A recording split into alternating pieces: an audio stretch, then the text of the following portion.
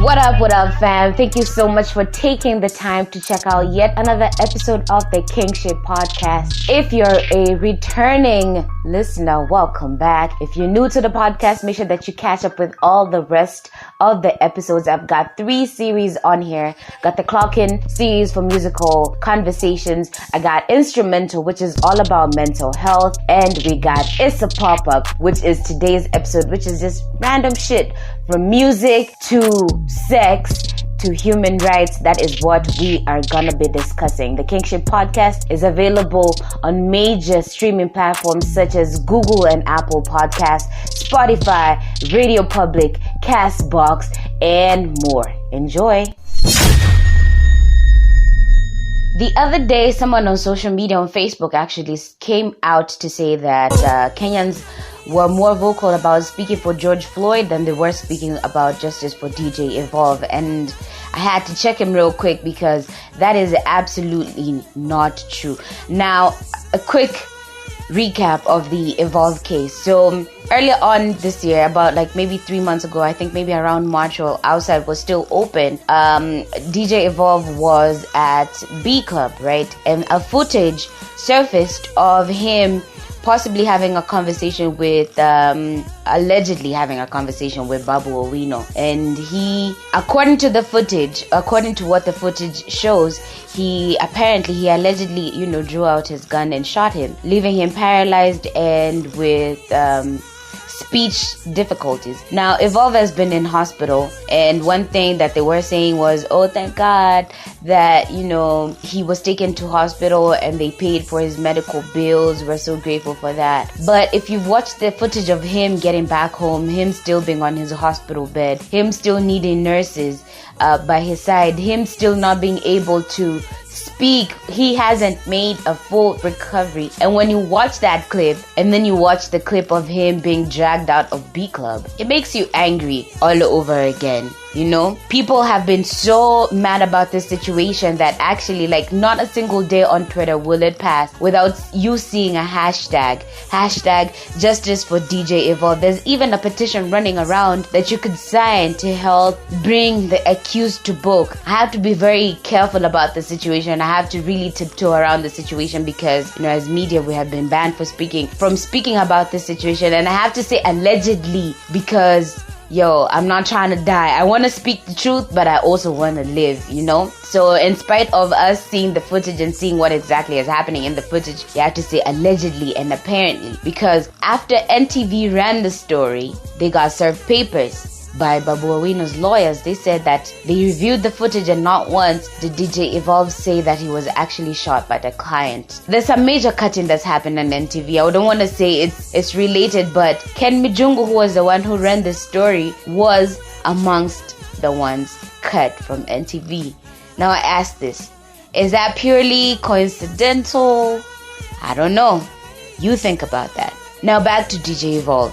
DJ Evolve is a talented DJ, right? He was out there trying to make his money, trying to get his bread, trying to keep people entertained, keep people happy. But now, after the whole incident, he is paralyzed and he has difficulty speaking. He cannot work. He cannot make a living. And the person who allegedly shot him is out here walking around serving papers. He's fearless. He knows that nothing will happen to him. He even goes to the point of telling Kenyans to please stop talking about this whole situation because his constituents still believe in him. Now, I want to ask, when did constituents become the law? There's a constitution, right, that says that if you do some whack shit, if you do anything wrong, you're supposed to be accountable to the law. It's been a few months and nothing has still happened to his alleged shooters. He's actually more confident than ever. The fact that he's able to come out and say, please let this go. The fact that he's able to serve papers to people trying to tell the story. The fact that he has gone to the extent of actually making sure that people do not get the information about this case shows you how despicable and how rotten this situation is. And there was a clip of DJ Evolve's dad saying that he's very thankful that the medical bills were taken care of and whatever. But fam, come on. For the rest of his life, DJ Evolve is not gonna get back on his feet. His life changed for the worse on that day that he was shot. So we're gonna say allegedly, we're gonna say apparently, because I'm trying to stay alive, but we all saw the footage. We all saw a man being dragged out the club. What is so special about people who have money, people in power? We have a constitution that says there is no man above the law. But in this case, nothing has happened. He hasn't been held accountable. He's actually using the same media to say that, nah fam, chill. That's taken care of. It's gonna be fine. Does that mean that people with money and power, if they commit crimes, nothing will happen to them despite us having a constitution? To be honest, beyond just paying for his medical bills and that's that, if he really wants us to keep quiet about the situation, and we shouldn't. We have a right to speech, we have a right to express ourselves, we have the freedom of expression. So if you're listening to this and you haven't signed the petition just yet, please go and find it on social and sign it and share it with all your friends, all your contacts, all your social media platforms. Make sure that other people sign it as well. If you're listening to me, please get on social media, hashtag Justice for DJ Evolve, even if that is the only thing that you're going to tweet or write on Facebook or put on your Instagram today. Hashtag Justice for DJ Evolve. We must be relentless in the fight against injustices, fam. You cannot sit down and be quiet about this. Today it's DJ Evolve who has gone through this whole ordeal. He can't talk about it. His mom can't even show her face on social because of fear. Tomorrow it could be you. Tomorrow it could be your parent. Could be your cousin. It could be your DJ friend. Tomorrow it could be someone close to you. It could hit a lot harder tomorrow. So we have to use our voices and our positions and our power to speak about it today. And as constituents that he says they still believe in him, I will not get tired of saying this. Realize that you have power. The power is in your vote. We have to make better decisions in choosing the system that is gonna govern us and govern our children and our generations to come.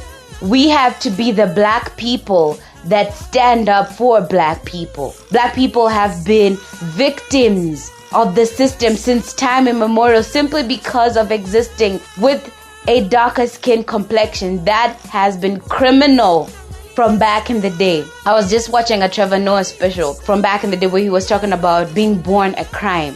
That because his dad was white and his mom was black, his dad and his mom couldn't walk together as a family. The dad had to wave at them from the other side of the road, and every time cops pulled up on them, his mom had to let his hand go because it was illegal for a black person and a white person to have a relationship. Since time immemorial, black people have been receiving the short end of the stick. When do we say enough is enough? When do we say that no, more needs to be done? When do we say that a lot of blood has been shed? Enough blood has been shed in the hands of the same people who are meant to protect us, in the hands of the same people who are meant to take care of us, look out for us. When do we say enough is enough?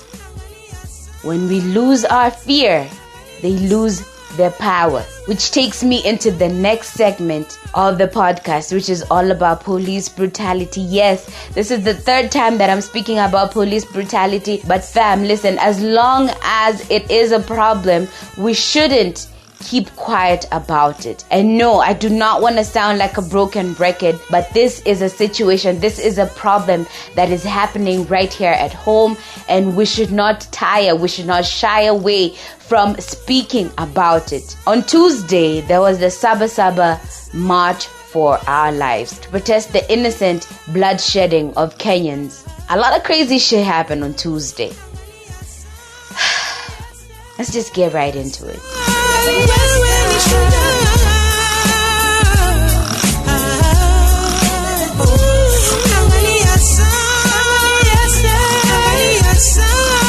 So So the Saba Saba March for Our Lives was organized to protest these killings by the police, to demand for a right for life, which is a human right according to the Constitution. You have a right to live, right? So it was organized by a few activists, and they were gathering around, I think, the Archives area, the CBD in town. So around 10:30, guys are waiting for each other, waiting for the go-ahead to see how things are moving. And it was organized as a peaceful protest, which again, under the Constitution, is not illegal. All right. So 10:30, the first tear gas was launched. Yeah, it ended up being a violent protest, right? The cops were on there, the GSU and the AP were deployed in the CBD, and they were like, following the protesters to make sure that guys were not getting violent. But yes, shit went left. It's like every time people gather together, obviously it's not like this is the fact. When people gather, obviously the people in power are like, hey,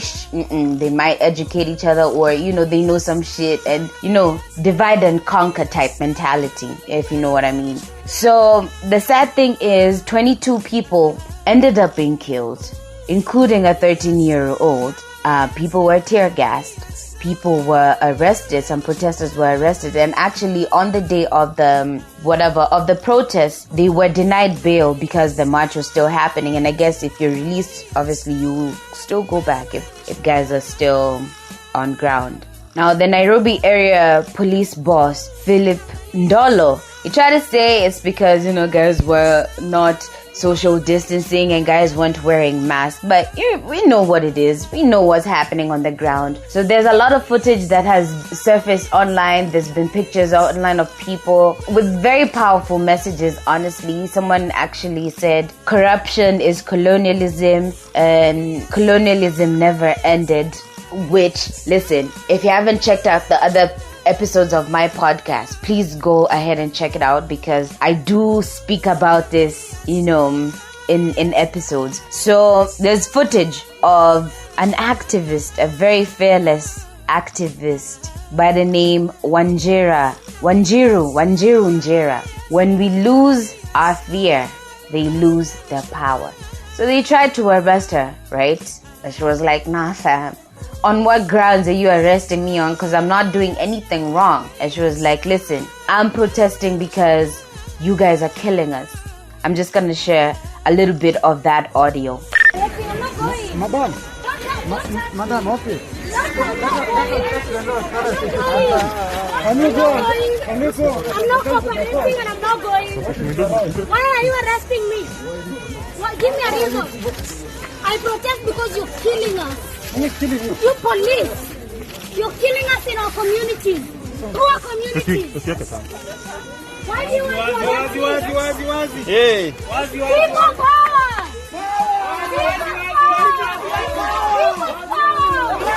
When we lose our fear, they lose their power. When we lose our fear, they lose their power. When we lose our fear, when we lose our fear, no more killing. No more killing. No more killing. No more killing. Yes, so she became famous for the quote, when we lose our fear, they lose their power. Honestly, guys, I would like to know if there's more happening. I haven't received an update. I haven't got an update as yet of the protesters, if they have been released or what is happening with the 13-year-old. I'd really love to know. So if you have any information on this, you could let me know. But fam, we should not keep quiet. Like I said before, the cops act with impunity because they know intimidation works. Wanjiru refused to be intimidated, and that's why they let her go. They actually walked away from her, and I was like, what? This can happen? You have to be fearless. Know your rights. Know when to exercise them. That is the very first step. I keep saying the first step is knowing your rights. If Wanjiru did not know her right, we don't know what story would be telling of her, about her today. And if you want a part of the march, fam, and you want to do better, and you want to do better, and you want to do more than just speak on social, or you're in a position to do more than just speak on social, there's a pay bill number that you can contribute to. The pay bill number is 810896. Account number, write your name. Whatever amount you have towards this, towards those detained, towards those hurt, fam. You can contribute to the pay bill number 810896. Do not be quiet. We have to speak up about these injustices. We have to do something. The ball is now in our courts. It's up to us to demand for better. It's up to us to educate ourselves because they're not going to educate us. It's up to us to exercise our freedom of speech and expression and our right to vote. If you're listening to me, let last time be the last time you didn't vote. Understood?